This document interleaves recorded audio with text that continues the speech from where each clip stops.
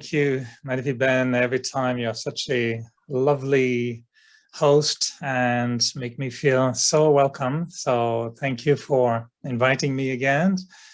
Congratulations for holding this program every week. It's a wonder that, it's like the river flowing, endlessly. It's always a miracle to know how a river keeps flowing with endless water. So congratulations for keeping this program so well and alive for such a long time.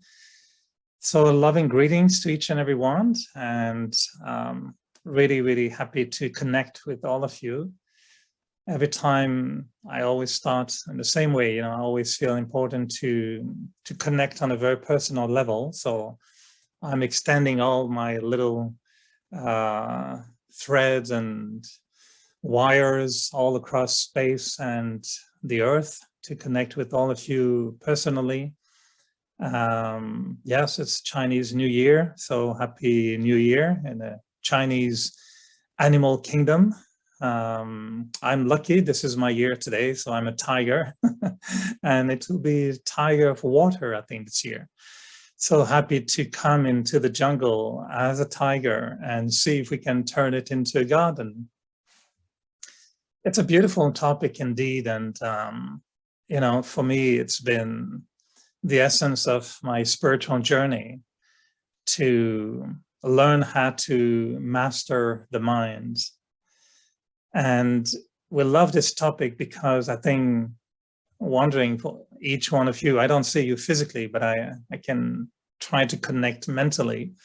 And I'm wondering how many of you have ever lost your mind? Did it ever happen to you? Did you ever lose your keys? Did you ever lose your wallet? Did you ever lose your mask? These days, that's what people tend to lose easily because there are many on the street and everywhere. Did you ever lose your face mask? Did you ever lose anything? But most importantly, did you ever lose your mind? Yeah, anyone has lost their mind? I hope you found it afterwards. It's an expression we use, you lost your mind. And we don't say that for any other part of the body, I think, or the spiritual self. I never heard, did you lose, maybe you lost your head, maybe we can say that, but you don't lose your stomach, right?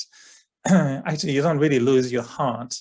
They will use the expression, you broke, or I broke my heart. But for the mind, right, we lose it. So yes, we all lose our mind from time to time. So why do we lose our mind? Yeah, we can lose our temper. So it's beautiful world, the world of the mind, isn't it? And I think we could have called this topic from mindfulness to mindfulness. And the mind can either be, full, like a little bit crazy sometimes, isn't it?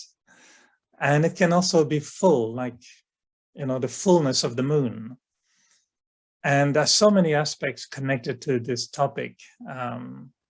In a way, it's the essence of a yogi life. The yogi is the one that has transformed his mind into its best friend, isn't it? A yogi is not one that fights with his mind. At that time, we become, an effort maker trying to conquer the mind, to master the mind, to control or direct the mind. But once the mind is under control, then we can be a yogi. The yogi is the one that has a connection. And yogi is really the term that is used way before mindfulness.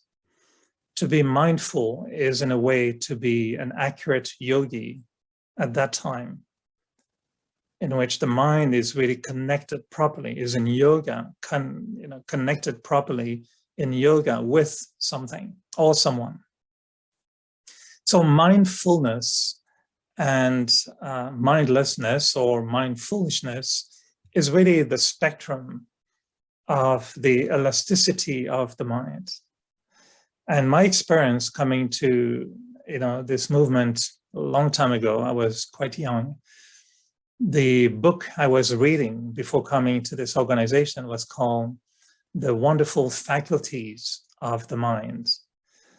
And my belief system before was that, I read that we barely use 10% of our brain, and consequently, barely 10% of the capacities of the mind. And I remember having the thought when I was at university, thinking, well, that's the problem. If we could use even maybe 20% of our minds, things will go probably twice better in our life. And if I could use 80% of my mind, I think I will be a genius.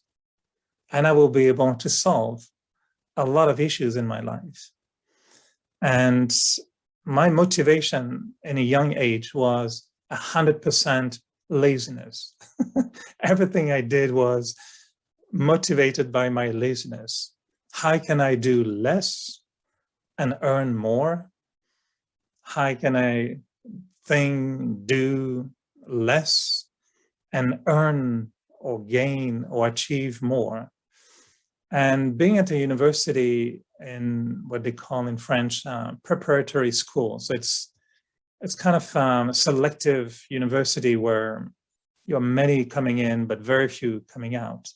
It's very tough, and you have to study a lot, and it takes the whole brain for the whole year.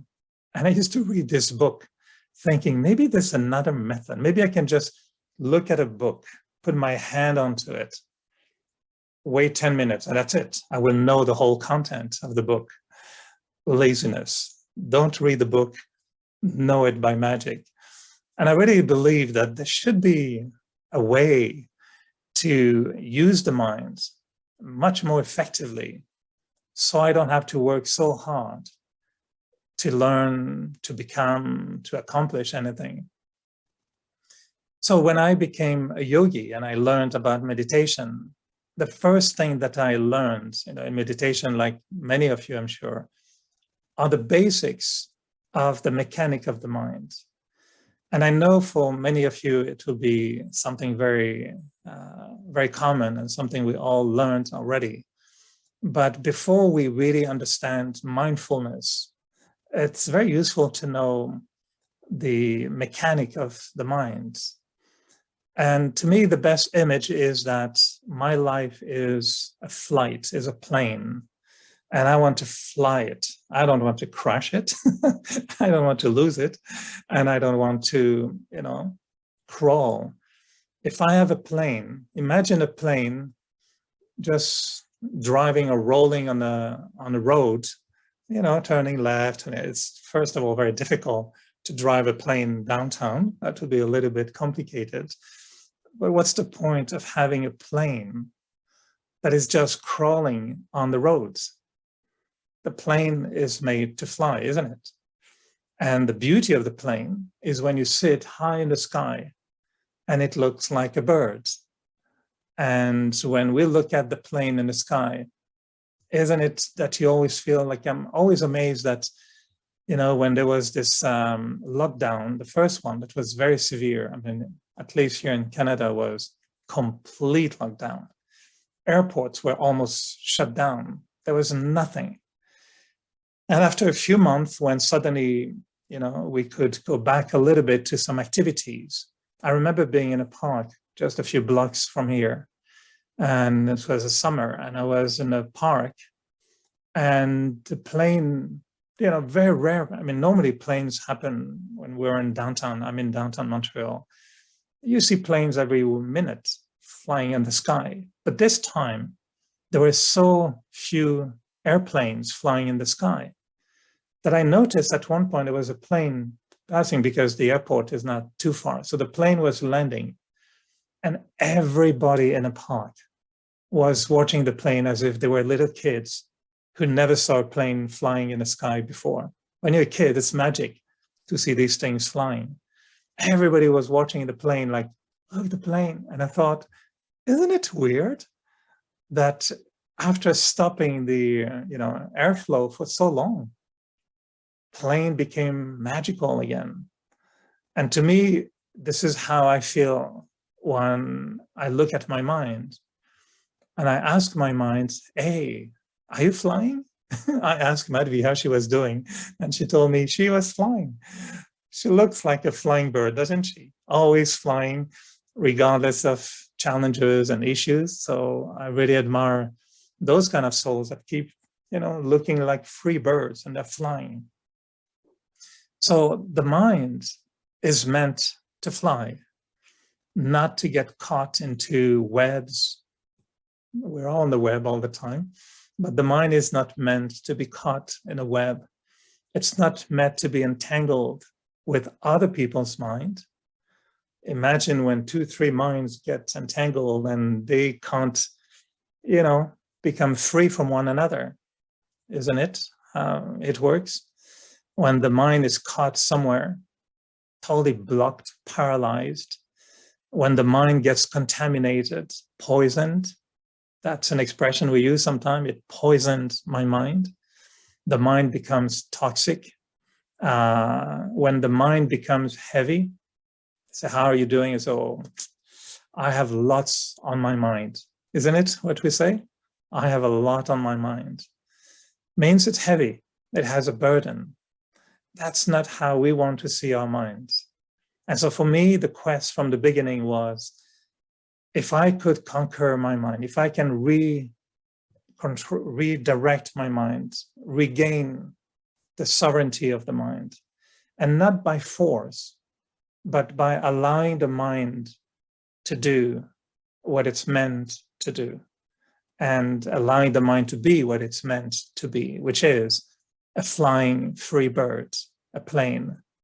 But in the plane, if I'm correct, unless it's a drone, but most of the time in the plane, there should be a pilot. And sometimes there's not just a pilot, but there is a co-pilot as well. And the way I look at it is, to me, life should be like an airplane. And in the plane, there is a pilot and a co-pilot. And my understanding of Raj Yoga, the philosophy that we teach in the Brahma Kumaris, is that the pilot is actually not the mind. The pilot is actually called the intellect. It's a very different part of the self. The mind is actually the co-pilot, and it's supposed to do what the pilot tells him to do. And I won't go into details because it takes about an hour to just explain the depth of the functioning of the self, which we call the soul.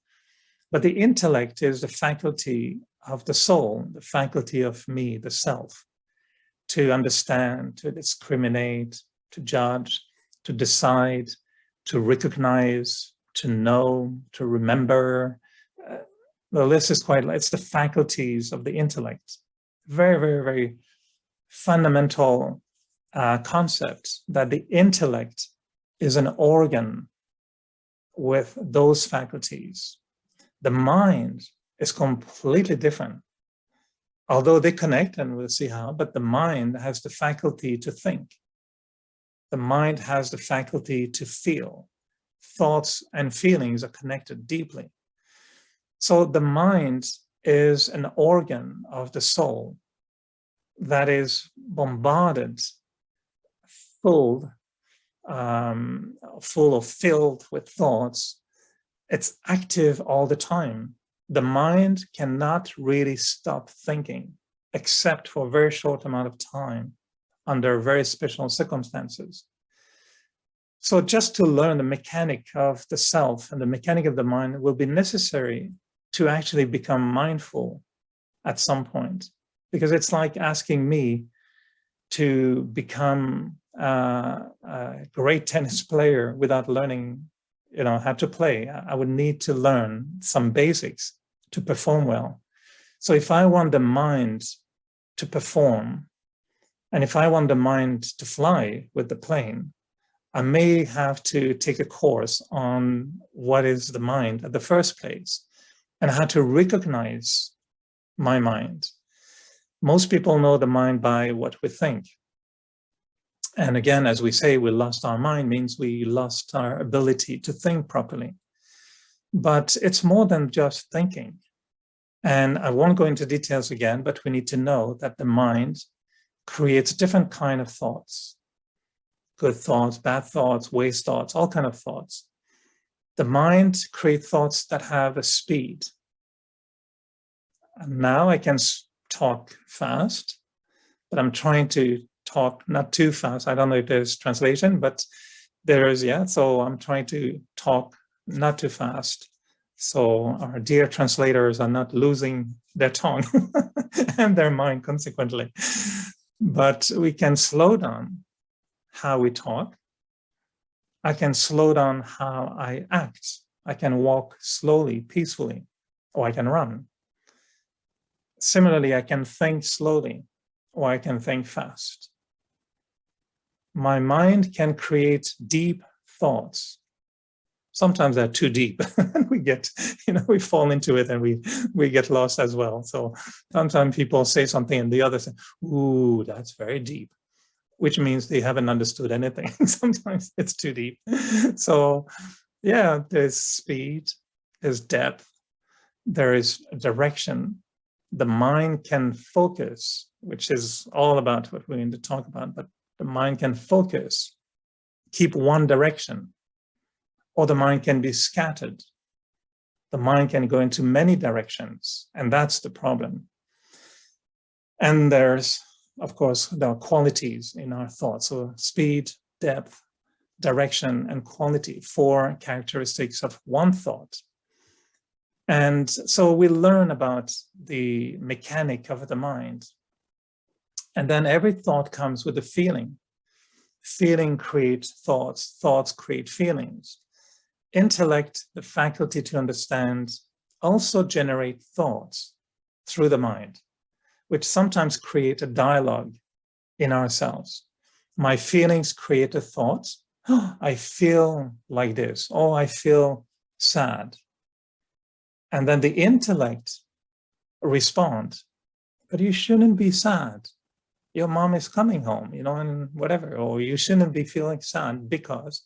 So there's a dialogue between a feeling and a rational understanding, which is a dialogue between the mind and the intellect. So this is a very, Raja Yoga 101 for most of you, a basic understanding of the mechanic of the self. And why I'm talking about it a little bit is because we cannot become mindful if we don't understand what the mind is at the first place, and if we don't understand how the mind works.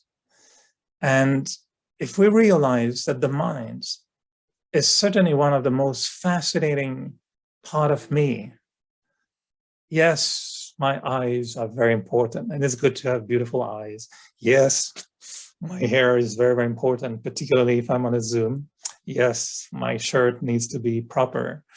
Of course, we become so preoccupied with our physical look, and we leave our minds messy because nobody can see it.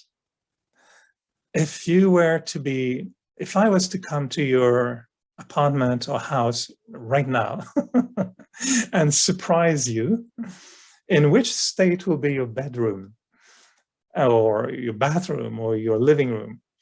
I'm sure for most of us, it will be pretty okay. But sometimes bedrooms can be very messy, or living rooms or any room can be quite messy if we leave things around. And people who live alone, they may not care because, well, it's me alone living here. And for me, my apartment is always tidy and, always prepared. My great aunt, it's always funny. She always told me, she always wanted to do the dishes before going to bed. And I keep saying, well, leave it. Me, lazy, leave it. We'll do it tomorrow. And she always said, no, if I die in my sleep, how would people find my apartment when they come in the morning? And she contaminated my mind with that. So from a young age, I'm always having the same thought, let's keep it tidy. in case something or someone comes. But now it's let keep it tidy because I like it that way. So how is my mind? Is it messy? Is it organized? Is it well put together? Am I clear in terms of what am I thinking? Or is my mind having floods, avalanche, tornadoes, typhoons, earthquakes on a regular basis? And it's a constant natural disaster zone? Or am I making it messy myself? You know, it's very entertaining, the world of the mind. Imagine anyone could read your mind.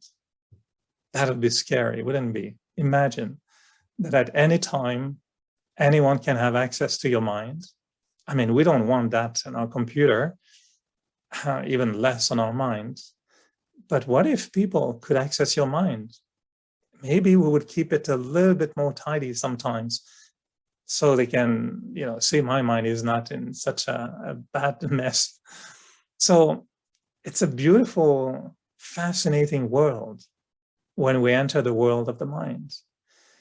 So the mechanic of the mind is the first thing to think about and to play with, to recognize how to organize the mind, how to discipline the mind, how to decorate the mind.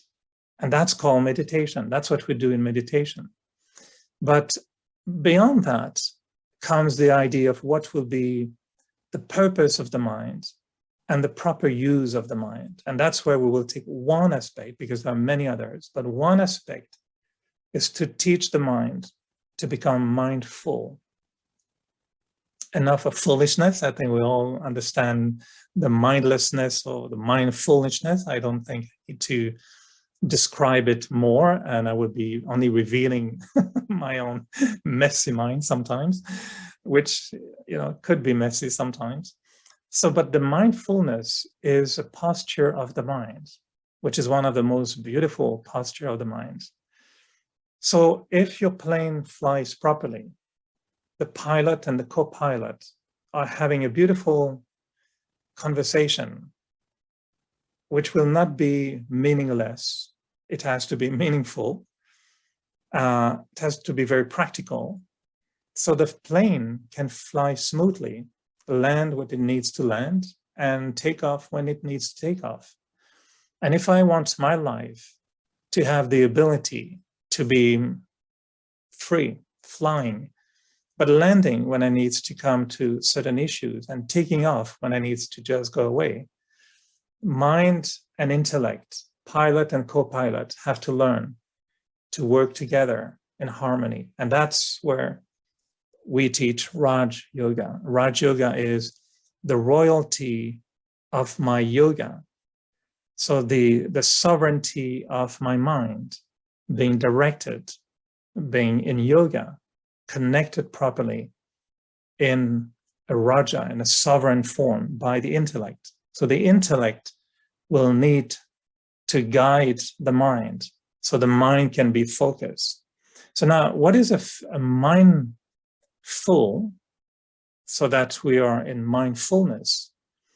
It's not a mind full of waste and dirt and garbage. I mean, that will be mindful, but it will be, you know, the one that turns us into a complete fool very quickly.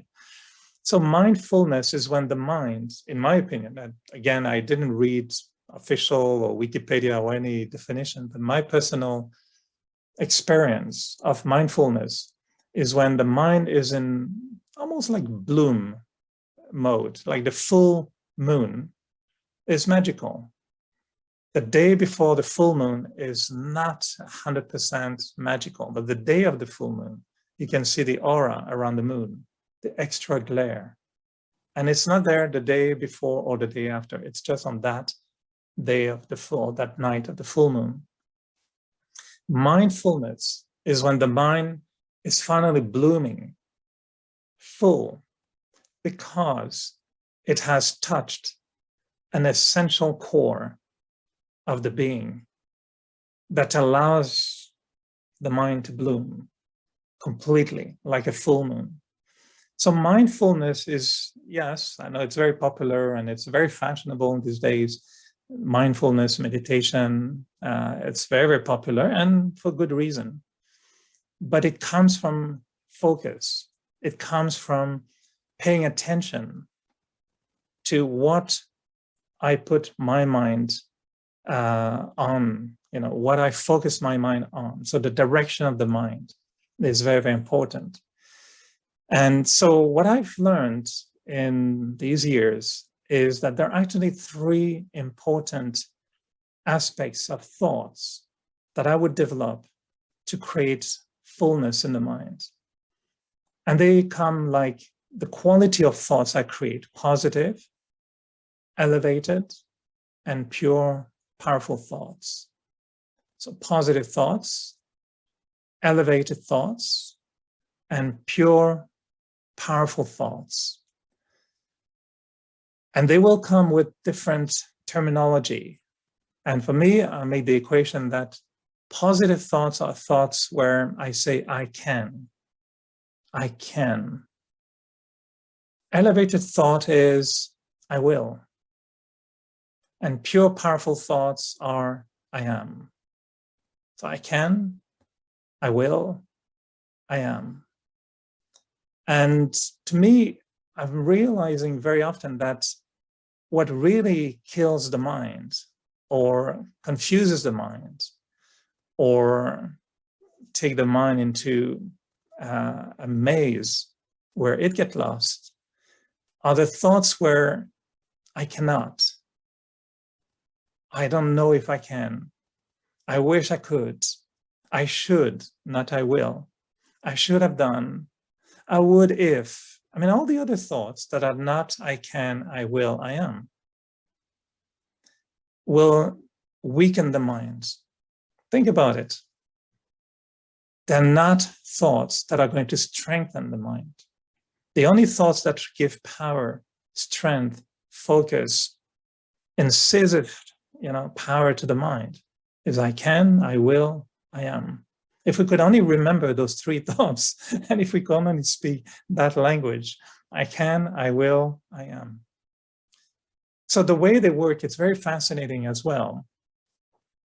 If I'm very practical, and if I'm dealing with relationship at home, situation at work, day-to-day activities, going to buy something, shopping, what to wear in the morning, what to drink.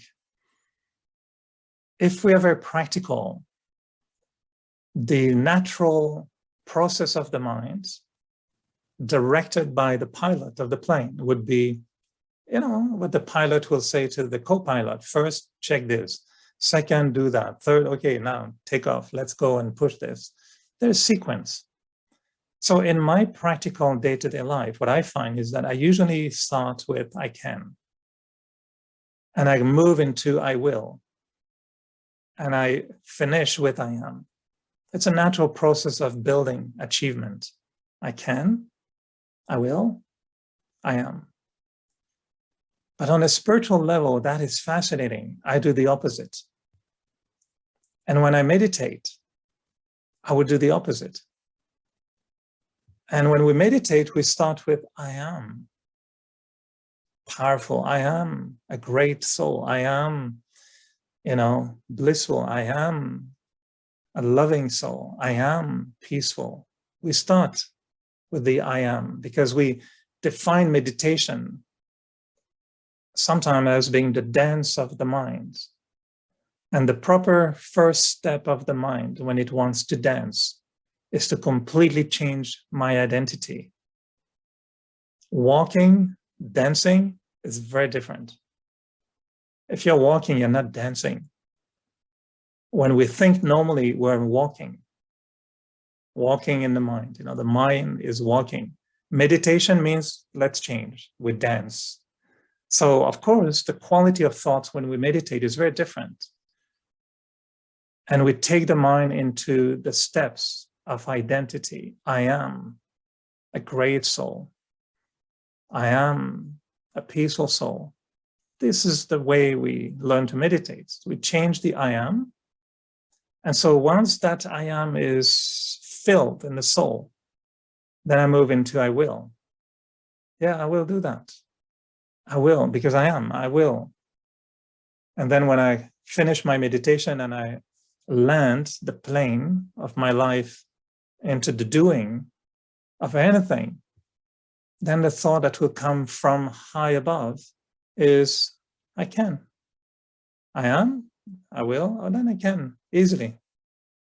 So it's fascinating how this will keep the mind full. I can, I will, I am. Either way. So whenever I have to do something, I can, I will, and I am.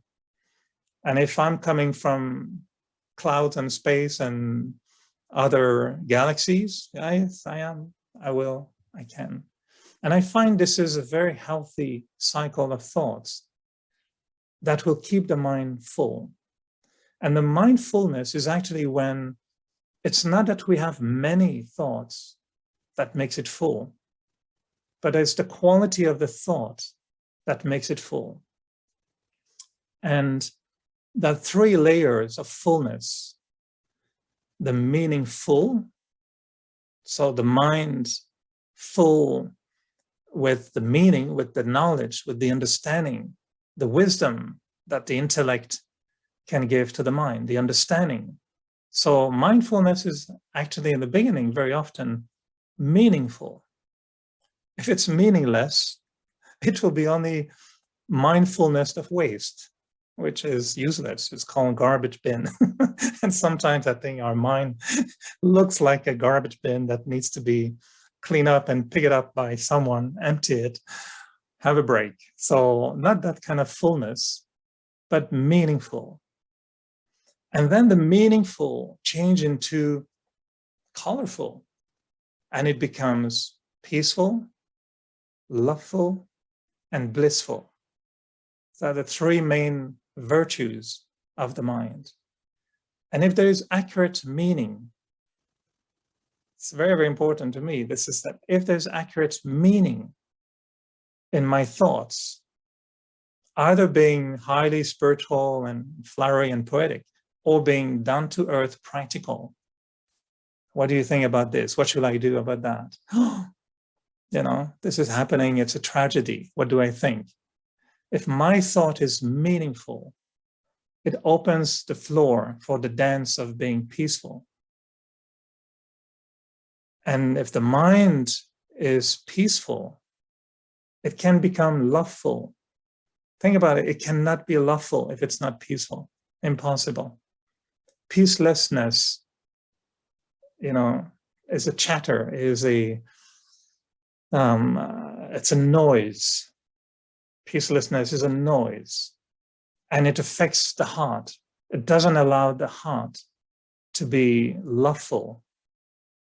So meaningful becomes then peaceful, then it becomes loveful, and then it becomes blissful, happy. So the main virtues are usually that of peace, love, and happiness. Basic.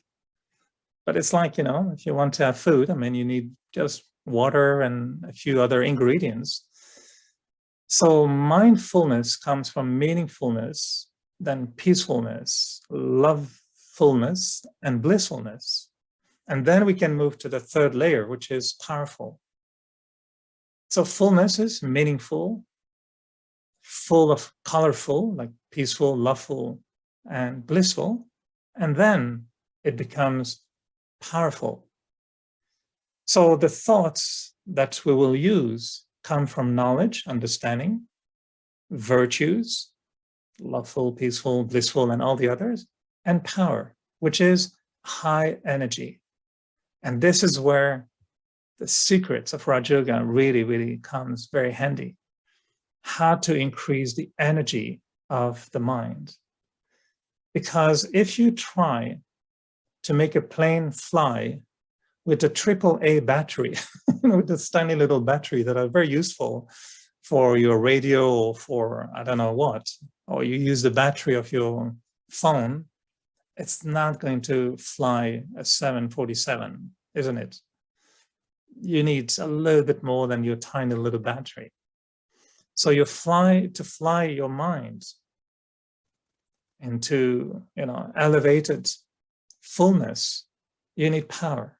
And that's where it becomes very interesting. Meaningful foundation means know how your plane works. You need to know which button to push and this and the other and what we did, the mechanic of the mind. All this is meaningful. Values, peaceful, loveful, blissful. That's another story. It's the personality, it's the quality, it's the attitude.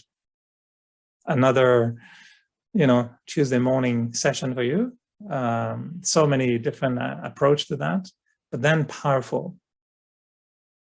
Finding the energy of the soul. And before going into that final element of what I could share this today is we know the enemies, right?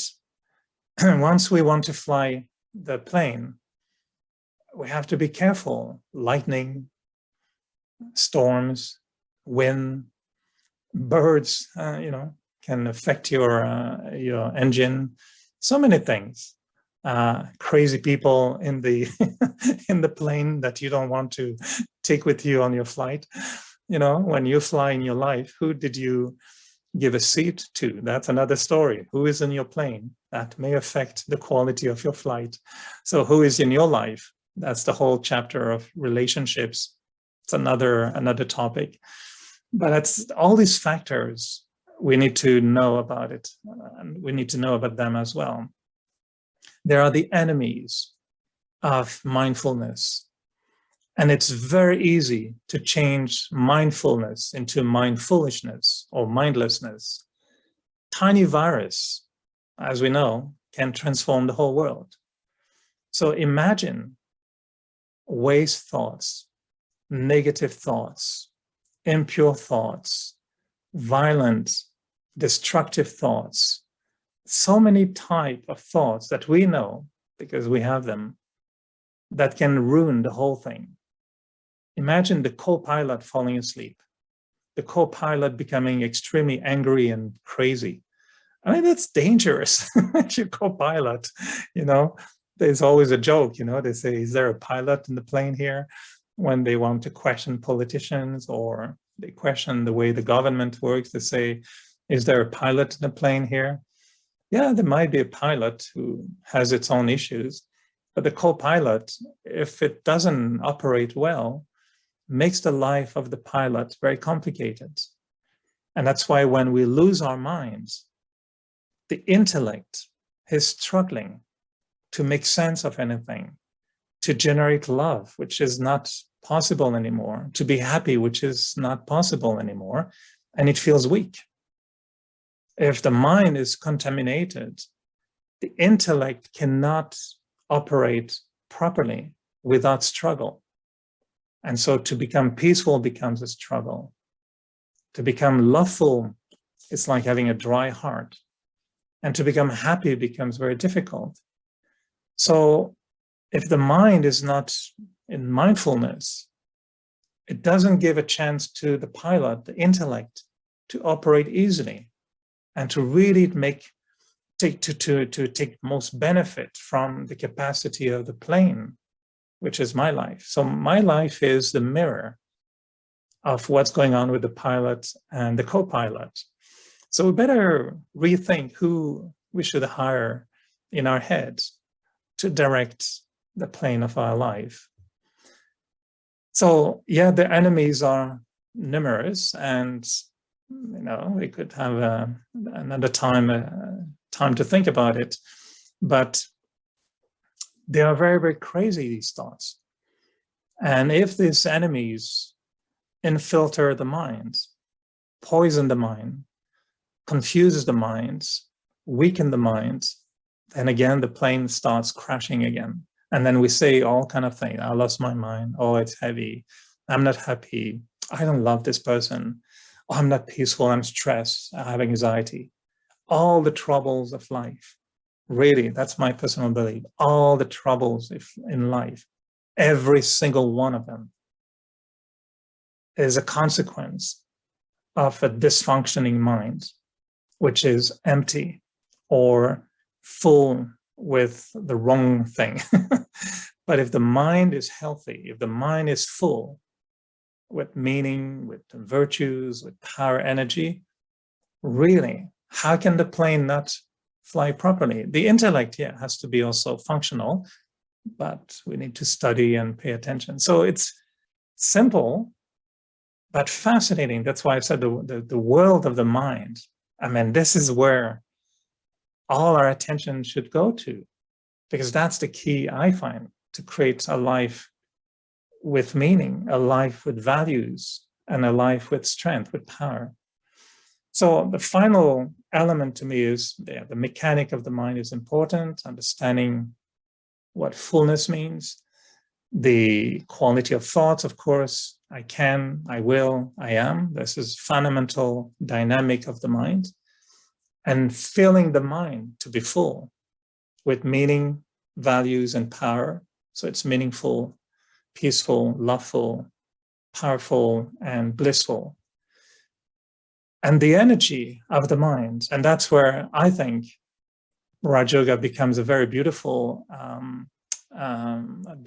would say, not metaphor, but a beautiful domain, a beautiful temple, a beautiful sacred space. Maybe that would be the best expression. Raj Yoga becomes suddenly a sacred space where we can get a unique energy. And what I liked in Raj Yoga was the concept that the soul can connect with the supreme soul, the higher being, the source, put it the way you want, but the source is a beautiful image. Actually, what we understand is God, the supreme, the higher power. Some even may want to call it life, simply, is actually the source of energy in its highest, purest form. And my understanding of God is that God is actually a source of peace, love, bliss, power. It's the highest frequency of that kind of energy. And God being a living entity, like a living soul, a living being, vibrating, not in Hindi, on French, or although I suspect him to be French, but that's between you and me. But right, it's just vibrating. To me, God is just like a vibrating energy filled with a beautiful personality that is completely colored with the deepest truth, meaning. The highest form of peace, we call him the ocean of peace, the ocean of love, the ocean of bliss. So these virtues are there, but in their highest form. And the power is why we call God usually the Almighty authority, Almighty God. So it's not an old man with a beard somewhere in air traffic control area in the clouds. It's just the energy. It's like the sun, full all the time, never flickering, never altered, never changed, constant. Me, the little star in the sky, flickering sometimes, moving up and down, going here and there. The sun is permanent, it's constant. And the experience of connecting with that powerful source is what we call yoga. And so, yes, I can create meaning, peace, love, happiness, bliss, power. But once I'm connecting, it's like you're inviting the Supreme in the plane, which in that case becomes almost to allow God to sit in my heart. That's where things change completely. When we invite, and that's, of course, part of our process in Raja Yoga, connecting, in this kind of sovereign world, this connection, this yoga, fills the heart, which is the mind, with this powerful ingredient. As I mentioned, mind is made of thoughts, but also feelings. And so if I fill my heart with the presence of God, just imagine how it's going to affect the quality of my mind, the quality of my thoughts. The meaning will be meaningful, but to a higher level. It's not just wisdom, but we call it the divine understanding, the very purest form of understanding. It's like the way God would think, just the purest heart, thinking with the purest thoughts. And the mind can become so pure in its understanding. The heart will affect the peacefulness, the lovingness, the blissfulness of the mind to a higher level. And then, of course, the energy comes, which is very beautiful. If I'm connected with God, if I'm connected with the higher, source, it has kind of pilot and co-pilot can go for a little, coffee break, and the plane will be suddenly, filled or full with the presence of the divine, which is the aim of Raj Yoga. So mindfulness is about allowing the mind to bloom in its fullness, in its capacity, not with an abundance of thoughts, but with the maximum frequency of every thought. And for that, I find we just need accurate focus, powerful understanding, values, and just energy connection. So when we use the thoughts, I can, I will, I am, they make the mind full. They create that fullness in the mind. Anyway, it's a little kind of description of my own personal journey. Honestly, I'm fascinated with this world of the mind, and I think that many solutions to all the problems can be solved if we regain that healthy relationship with the mind. And when we can create that fullness in the mind, my experience is that everything else just falls into place.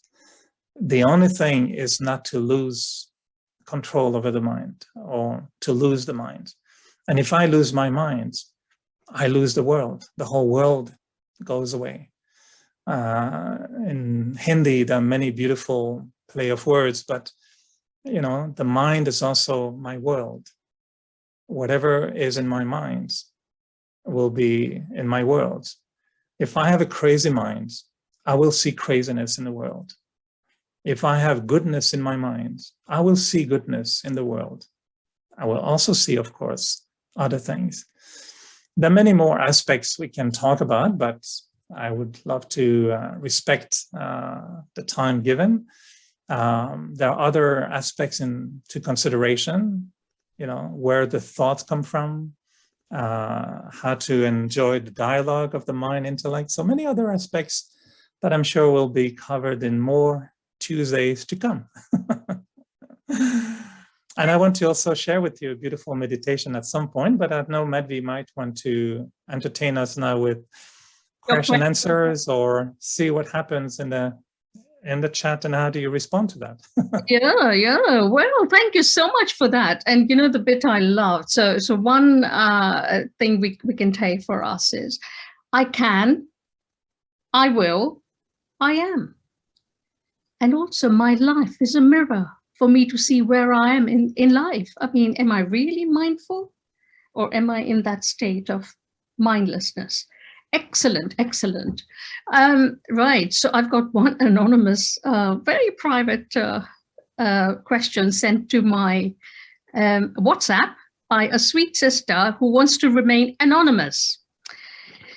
She is saying, I'm relatively new to here. I find it very difficult to connect to God in inverted commas.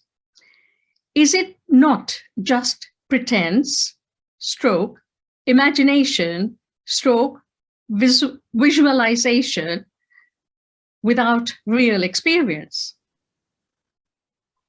Eric. Well, it's the yeah, it's an essential question, and I know the answer has to be short, but No, to take me, your time. when I came to this Raj Yoga, I hated God. Actually, I didn't believe in God anymore. I was it's a long story, but I rejected this idea of God completely, and I thought, if there's a God, he's mean, he's terrible, he's a tyrant, and he's an evil God, because my understanding didn't work. I couldn't understand how God could exist and allow this messy world. So when I learned about Raj Yoga, I was a little bit, to be honest, I was a little bit skeptical, thinking, I like the mind thing, I like the intellect, I like everything. God, I'm not sure. But I gave a chance to the theory in the beginning. And I honestly just took it as, explain to me the mapping of your philosophy. And I have to be honest, I could only say, on a map, it's logical, it makes sense. I wish, not I will, or I can, or I will, or I am. It's just, I wish I can experience that, but I didn't have experiences. The experiences, they come later because it's a process. It's like if I were to tell you, your mind can be the most beautiful garden in the world. You say, yeah, okay, maybe, but I'm into a jungle at the moment. Yeah, but the process means you understand it will take you 7 years to clean up the mess. There is where is it in a country now? They have an oil spill. I forgot the country. There's a huge oil spill, a black, how to call it, a black tie or black sea. It's terrible. A whole boat, of oil just spit the whole thing on the coast of Peru, I think, maybe. It's terrible when this happens. Well, you can't clean it up in 2 days. This is going to take, 30, 40, 50 years to clean up. Our mind has been dirty for a long time. And we expect, hello, God, how are you? Yeah, let's have a little chit chat. Excuse me. Please go and have a shower and then come to me. If you want to meet the Queen of England, you might want to dress properly. Don't go in Speedo and little bikini to meet the Queen. You may not enjoy your dress. So I'm joking, of course, I'm just joking. But the connection, it's like wiring. You have to remove a lot of things around the wire so that it can connect with another wire and feel the buzz. So it's not about belief, it's not about wishful, it's just understanding the process and giving it a chance and saying, yes, if I want to be a doctor, I accept I need to study for 7 years. And no one will allow me to open someone with my knife or my scissor before I finish those 7 years. And I hope we agree on that, that you don't open anyone's chest before you get your diploma properly recognized by an authority. Is that correct? Yes. So how do you want to connect with God without doing certain steps before? And it's all about reclaiming self-esteem, self-dignity, purity, honesty, cleaning the heart, cleaning the mind. And the beautiful expression, and I'll finish on that, in the meditation commentary, is when we hear sometimes, I allow myself to be with God. And that's the fundamental thing, is that there is a process that I need to prepare so I can experience that. And of course, you're new to Raj Yoga, but this is what we do. We know there's a process and it will take time, but we should understand the mapping and recognize it's quite logical. And if I do the right things, yeah, when my mind is clear, it will catch the energy. But if the mind is confused, it cannot catch that energy. Normal. Thank you so much for that. Yes, we talk about 7 years, 8 years. That's perfect. Sorry, the sister has written back and she's saying, so is Brother Eric saying it's like hypnotism, isn't it? No. Hypnotism is to make the mind believe in something that doesn't exist. It's not the same. It's positive thinking, it's pure thinking, and it's elevated thinking. It's not hypnotism. It is freeing the mind from its negativity so the mind can see clearly. If I were to tell you, okay, through your window, there's a beautiful ocean with a sunset, and you say, no, there's nothing. Oh, you're trying to hypnotize me. I'm saying, no, your window is very dirty and you don't see anything just because your window is dirty. I'm just describing to you what's on the other side. Now, how am I going to do that? Is I'm going to tell you, you need to clean your window, and you will see what you're seeing is beautiful ocean with sunset. So it's not hypnotism at all. It's just a process of cleaning the mind so the mind can see natural. And where I find this is really, the mapping is clear, is my personal experience is totally, coherent with all the other yogis' experiences in the world. I came to Raj Yoga, I was 21 years old. I learned all this, I struggled, I did all my thing, I messed it up. My plane crashed a million times. I banged into buildings. I killed other planes. I tried everything. Okay, now I'm flying okay. But what I'm saying is that all my friends, all the other colleagues in Raj Yoga have done the work, and we all come to the same realization, with the same observation, with the same personal understanding. So it's not hypnotism. It's that if you all clean the windows and we all say, oh, I can see it, we all see the same thing. There must be truth in what we're seeing. And it's not through hypnosis, it's just through rational, clear, proper work of the mind. Just clean the mind and you'll see. Clean the window, and I won't have to tell you what's on the other side. It will be very clear to you. And you won't need this magical session to see it. So I don't think it's hypnotism. I know where you think it is, because it becomes in the beginning more like, how to call it? In French, we call it suggestology. You suggest something to yourself so strongly that it becomes your reality. And again, I've learned a lot about that because I was scared in the beginning that I would be brainwashed. And I realized, no, I'm choosing what to think. And I'm experimenting what are the consequences of changing my thinking. That's all. And I'm totally in control of what I think and what happens when I change my thinking. So it's just a practical observation of the mind. And it's nothing to do with, yes, we have to be, I can, I will, I am. It's a creative thinking, not an hypnosis. It's a choice. If I ask you, can you come to see me tomorrow? I don't know, I have something else to do. That's your choice.